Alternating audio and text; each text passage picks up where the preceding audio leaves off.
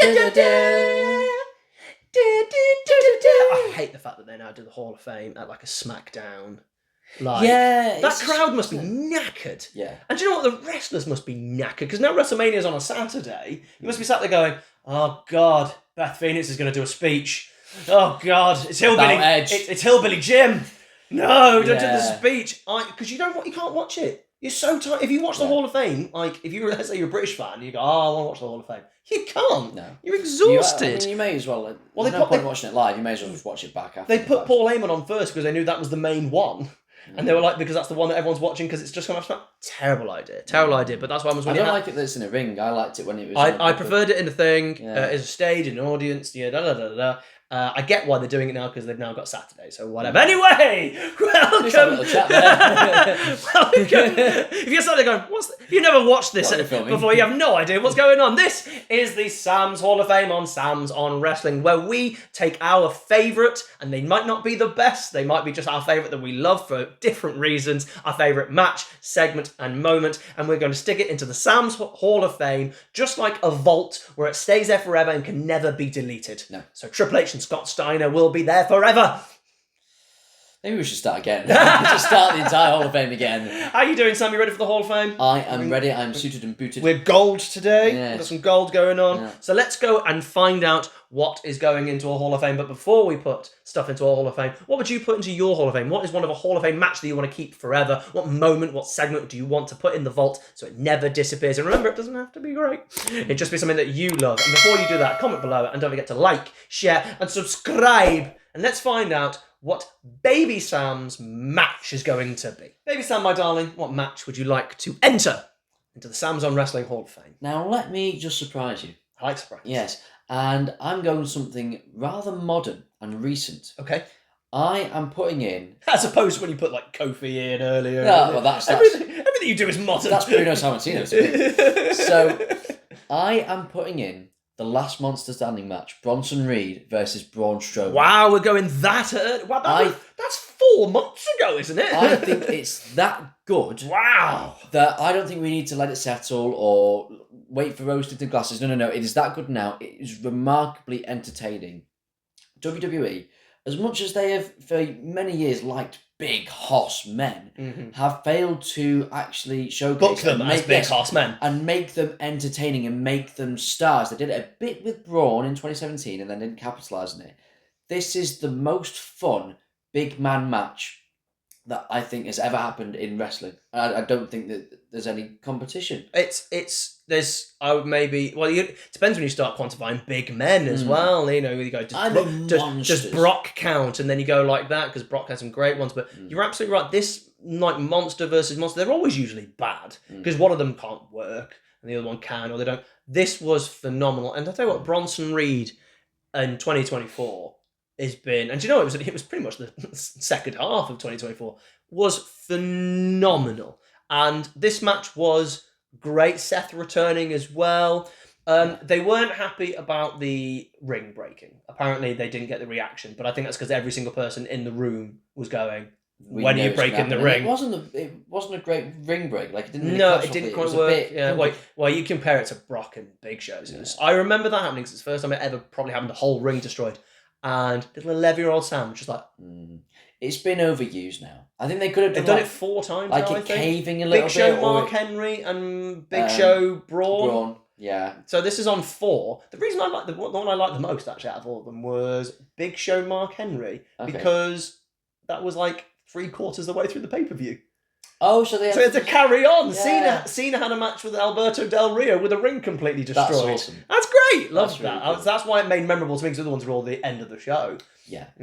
I'm glad they got to end the show as well. That feud deserved to be the main event of Raw. I know Triple H's 5 pay-per-view doom and all that lot, and maybe it should have been on a pay-per-view or whatever. But at the end of the day, I actually don't mind, in the grand scheme of things, having massive matches on Raw and SmackDown, provided it doesn't hurt your pay-per-views. So, if like, for example, if you have if Ospreay and MJF had their hour-long match and then they had their match on All In, and don't get me wrong, I loved All In, we were there, it was fantastic, but you sat there and go, was it as good as that hour-long one? Has it ruined time? It's very tough to determine, but... Well, also, with the way they were booking it in the Destruction, you had to have it on Raw and be the main event, because you wouldn't have a main event pay-per-view. It was a main event match, to be fair. And the crowd was so into it, and just look, I want to reward the fact that WWE went creative and just went, you know what, this is going to be silly and chaotic and cartoonish, and that's brilliant. Like, I love different stuff in wrestling. And it gets them over. Yes, it got all three men over. It got Seth over because he came back and everyone was like, oh, he's taken down Bronson Reed. Braun massively over, and Bronson Reed, who in defeat looked a million. The match itself is just fantastic. It's really fun.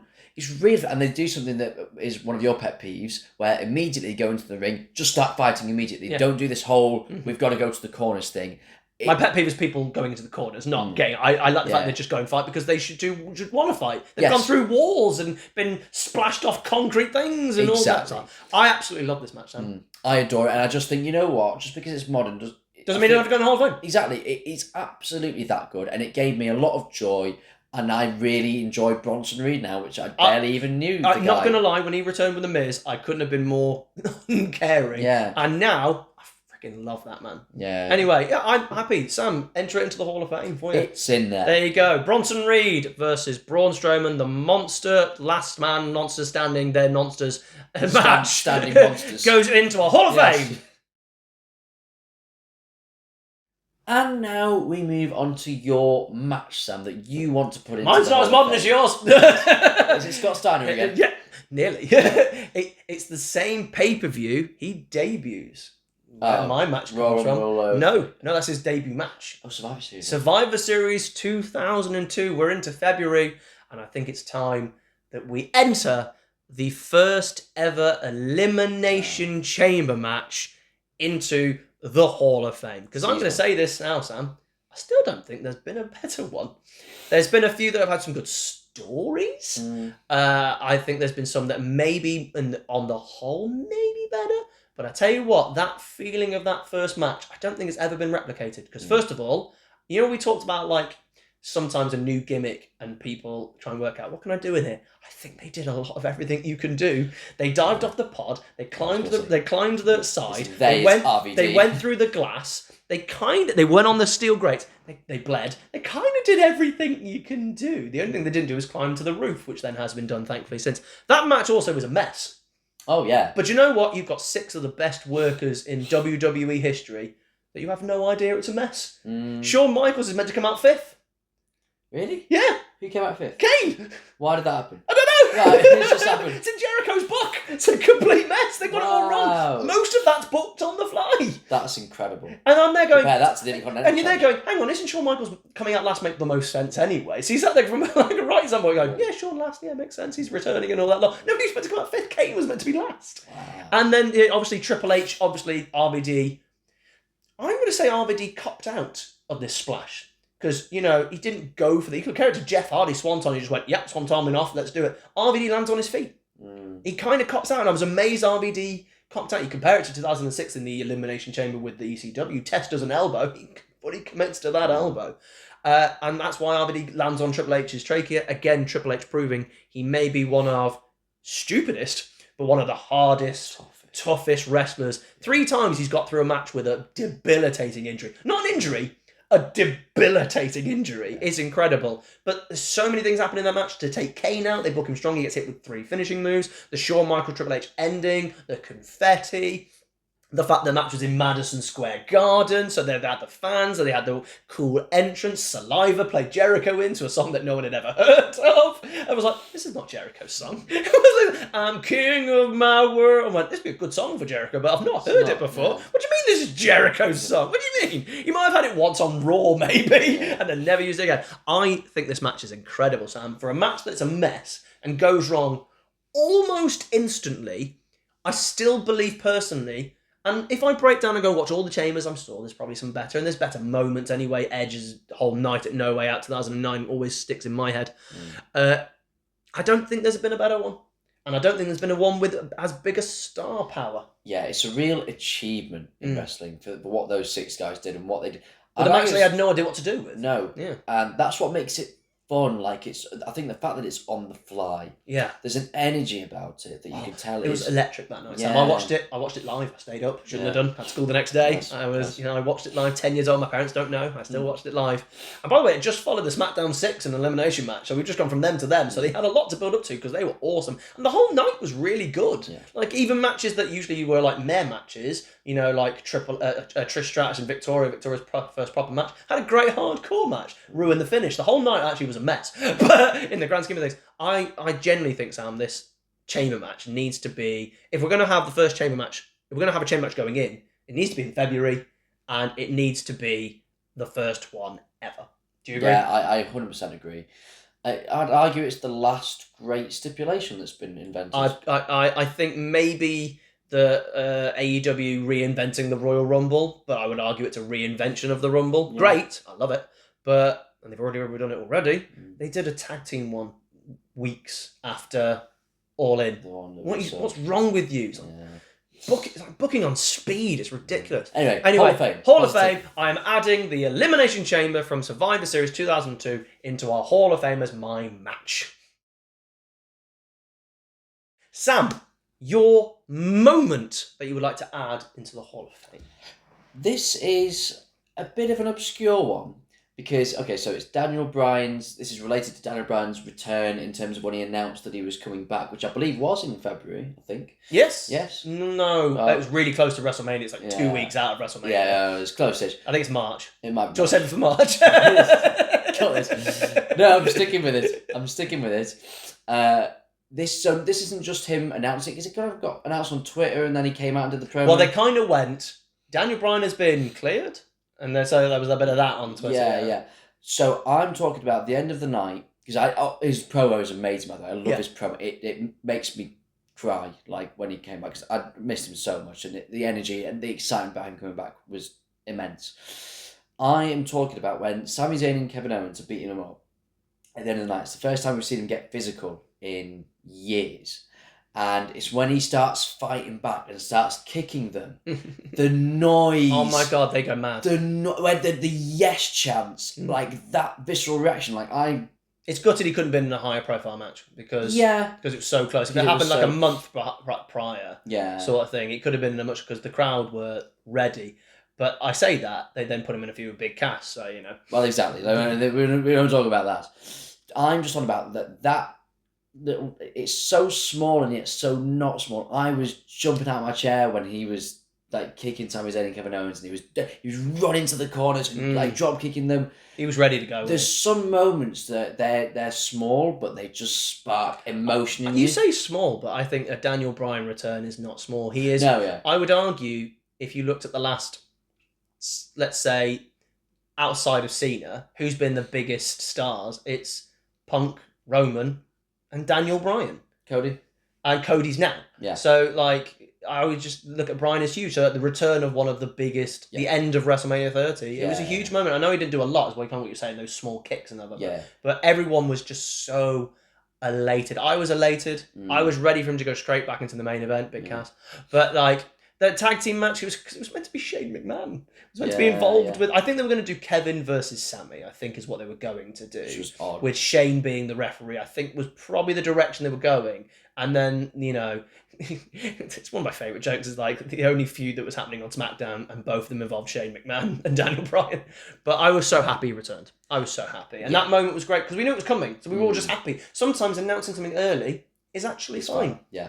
Because the buzz and that, when he came out and he was like... We knew. Yeah. It was just a really, really happy moment. And in that period of wrestling, there wasn't a lot to be happy about. It wasn't a good product at all. That was a barren point of wrestling. Oh, yeah. And for Bryan to come back when you'd had his retirement speech, I could put that in the Hall of Fame for a reason of like, it was so heartfelt and emotional, but it's so heartbreaking. And to have him and you knew as well with the Miz stuff, and you knew how much it hurt him and how much he loved it and how much he wanted to come back. You felt so happy just for him. Yeah. Like, we were going to get to watch him and that's amazing, but just for the guy, like, what a nice guy. Yeah. Do you know what? Just because he's such a lovely bloke, I would put him in the Hall of Fame for being a nice man. But I want to put him in the Hall of Fame for his return. I absolutely would Completely agree to you. So, Sam, stick it into the Hall of Fame for me, please. Yes. Daniel Bryan's return promo kick segment with Sami Zayn and Kevin Owens before WrestleMania 34 Yes. is going into our Hall of Fame. So, Sam, what have you gone with for your moment? I sense a mischievous look on your face, like you're about to do something naughty again. What are you about to do? I am, yeah. What are you? You've gone modern, quite modern, really. Yeah. You know, it's very, very modern. You've done like last 6 years. You've got 2 from the last 6 years. I'm going pre Ellie Mae's birth. She's not even on the planet. Wow. And you are about 2 months old, I think. Wasn't into wrestling in that point. No, we're looking at WCW in 2000. Sam. And this I could have put this as a match, but I've gone for the moment. And let me lay it out for you, Sam, because you might not know about this. You might not know this exists. I'm not about to do what I think you're about to do. No, but you might not know this. We're at Sold Out 2000. Right. And Billy Kidman has been put into this gimmick kind of situation where he's got to wrestle 3 matches on the same night. Okay, so he's got to take on The Wall. Sure. I think it was in a cage or something like that. He's got to take on Perry Saturn in another kind of like gimmicky type match. And the other match he's got is against Dean Malenko in a catch-as-catch-can match. Because Dean, you know, good wrestler, right? Yeah. Okay. What were the rules of the catch-as-catch-can match, Sam? This is educating Sam again now because What's the main? They had one main rule. No strikes. Even worse. Okay. You were not allowed to leave the ring. Okay? That was the rule. Catch-can got to stay in. So, they start the match. Okay? And they start wrestling. And then Kidman kind of takes over and starts kind of striking Dean Malenko. And then Dean, on autopilot, rolls out of the ring. No. And literally, everyone's like, this match has got to go like 10 or 15 minutes. He rolls out of the ring, and Dean gets back in the ring, and the ref rings the bell. And Malenko has no idea why he's lost. He doesn't get it. Someone's had to explain the rules to him. And the match is over. He just got back in the ring and just wanted to carry on. The match lasted 2 minutes and 36 seconds. And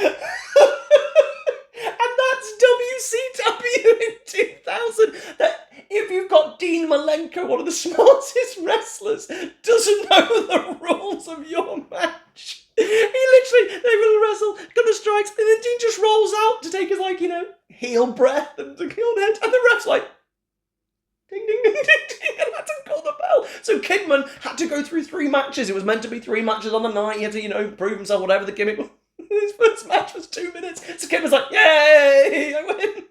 It's really funny. Oh, good lord. And it's on pay-per-view as well. Sam, after we've done TNA, can we please do WCW and WWE in 2000? Please, can we review those pay-per-views? Yes! I thought you were going to say the ref kind of was like, oh, and then I thought you were going to say all the commentators were like really awkward, but he just kind of went back in. No. Fair play to the ref. He just went, enforcing the rules. I've got it. It's kind of like when Raquel Rodriguez returned and she jumped the gun, I think, on a return and like attacked Rhea in front of the ref. So the ref was like, I've got no choice but to ring the bell. And then Rhea obviously put Livs on top of Rhea. Raquel puts on top of Rhea. Well, no, and they were like, she's already won. Like, when I saw that, I was like, okay, right, the botch has happened. Why are you then putting Liv Morgan on top of Rhea? I don't reckon Raquel doesn't know. She's in her own mode of attacking Rhea. Headlights. She's not heard the bell, or the bell hasn't gone off. Yeah. That could have happened. I'm not sure. I have to rewatch it. So that's what's happened. But Sam, WCW, the ref's on top of things. He just rolls. You can imagine the carnage. Sam. Backstage. You know, last time we went back and watched It's Gonna Be a Rumble Tonight. You now need to watch Dean Malenko losing a match by rolling out of the ring accidentally. That's incredible.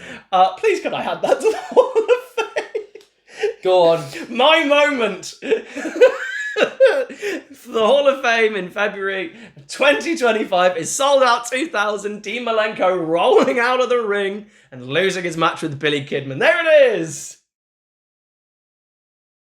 we move on to our final section of the Hall of Fame, which is our favourite segment. Very close to a moment, slightly longer, could be a whole thing, could be a part of the thing, but it could even be in a match. But what is your segment that you're putting in to the Hall of Fame? So this is, as I said to you, I had a lot of moments from the past that I'd watched kind of clips of on YouTube as a child.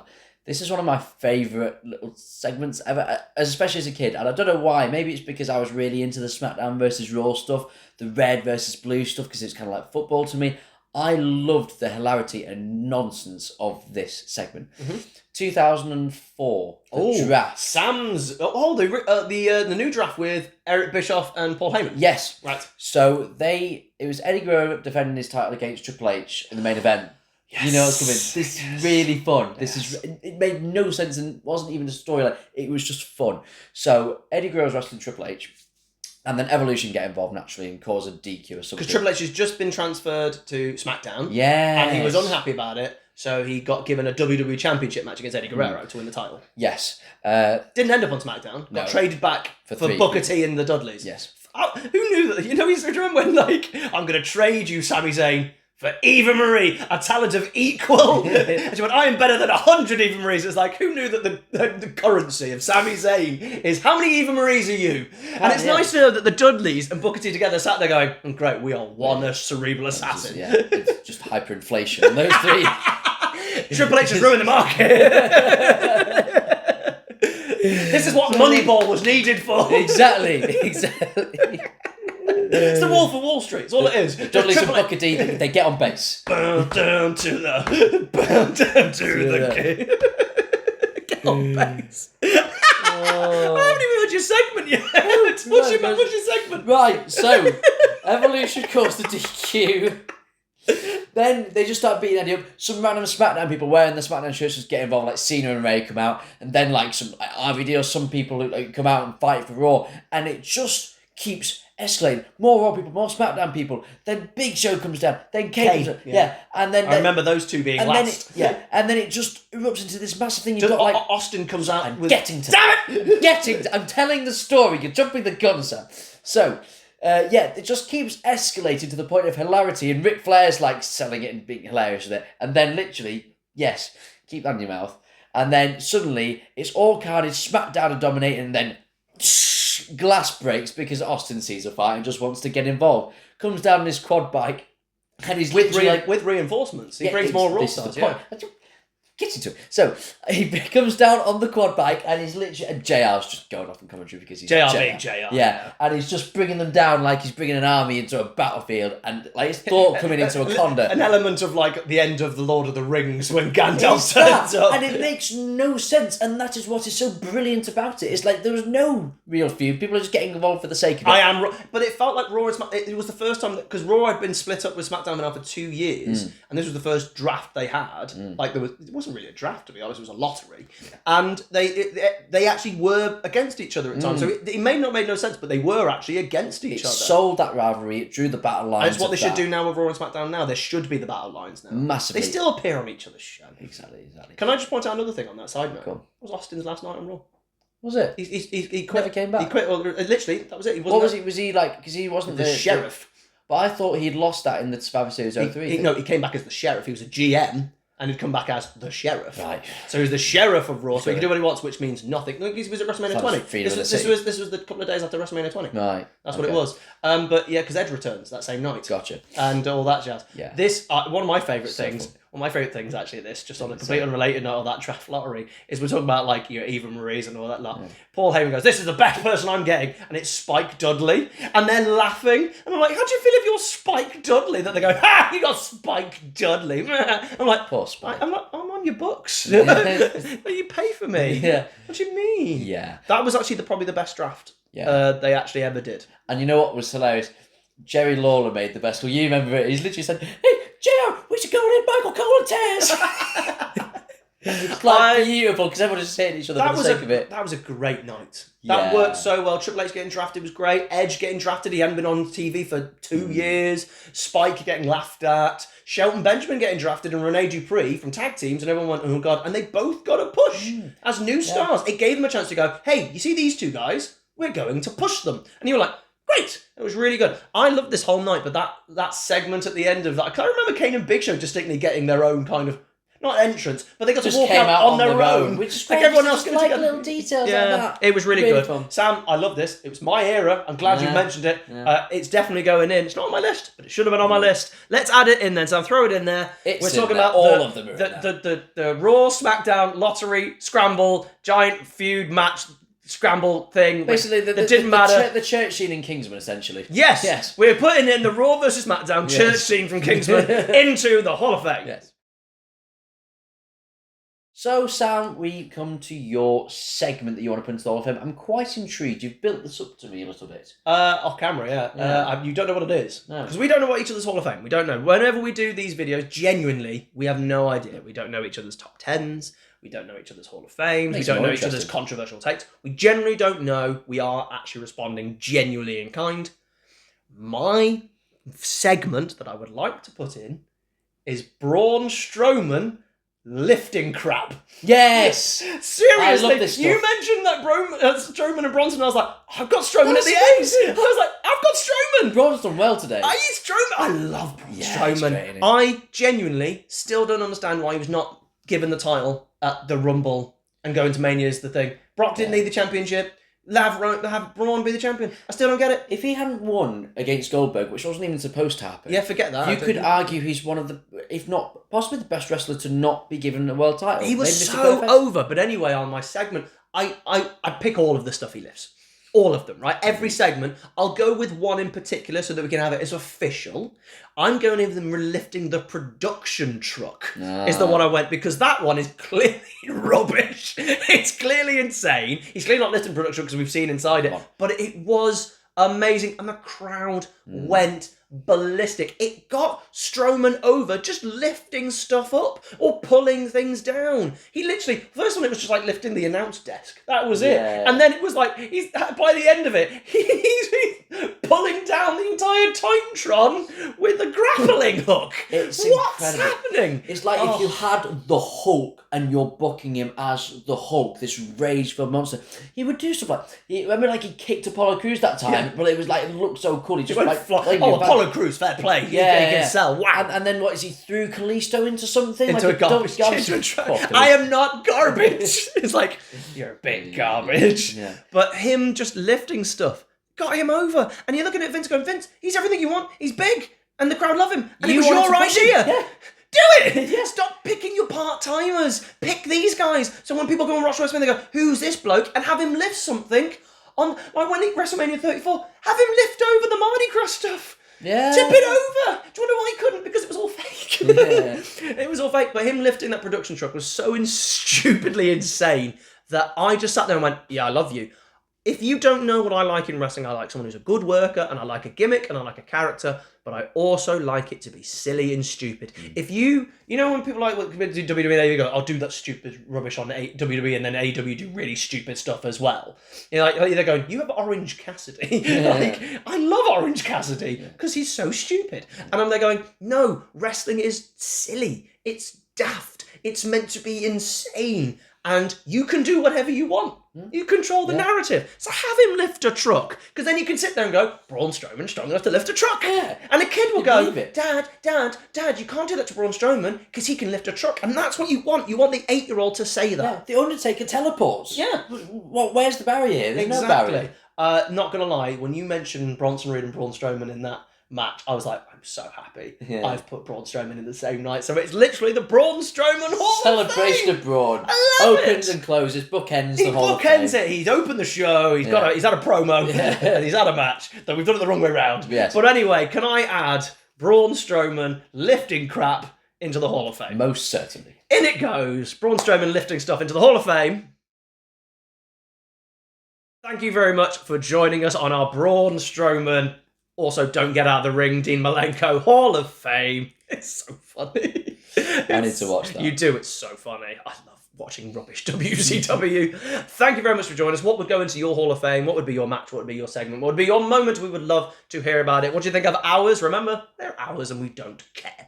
I want to see them for the rest of life. You clearly saw how much I'm laughing at Dean Malenko rolling out and sold out. I want to laugh at it forever. And I will. Yeah. Thank you very much for joining. Don't forget to like, share and subscribe. Comment below about your Hall of Fame picks and our Hall of Fame picks. And we will see you next time.